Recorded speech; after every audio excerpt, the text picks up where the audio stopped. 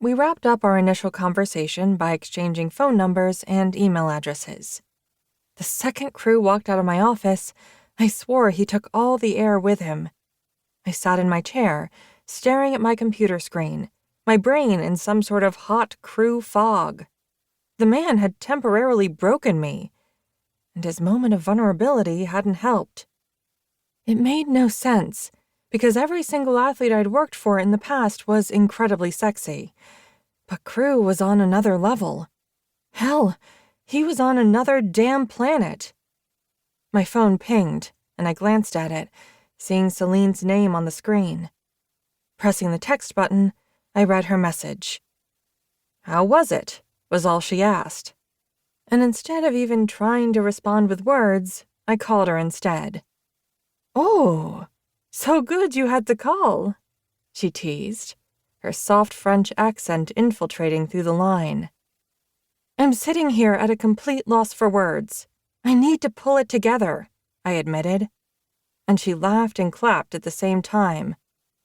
"Are you flustered? I've never heard you like this before." "Tell me about it.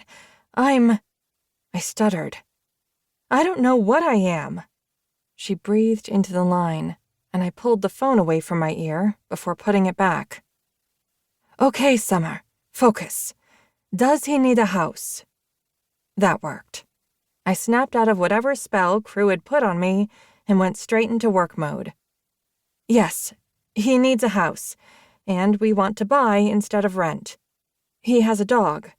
But let me talk to him about potential locations first." We didn't even get that far. "What the hell did you even discuss then?" I growled into the line, feeling frustrated because Celine knew as well as anyone that those first meetings could be super overwhelming, especially when the new location was unfamiliar territory. "It was an introduction, basic needs and light conversation only, just to get us started." "Well, I'm going to send you a list of where his childless teammates live, so you have some sort of jumping-off point. You find out all the particulars, how many rooms, budget, unless you want me to contact him directly," she suggested, and I ground my teeth together in response, thankful she couldn't see me. "Celine!" I dragged out her name, even though she knew that wasn't how this worked. I was the middle person for a reason. There was no direct contact between the vendor and the athlete. The fewer people who had access to the player, the better.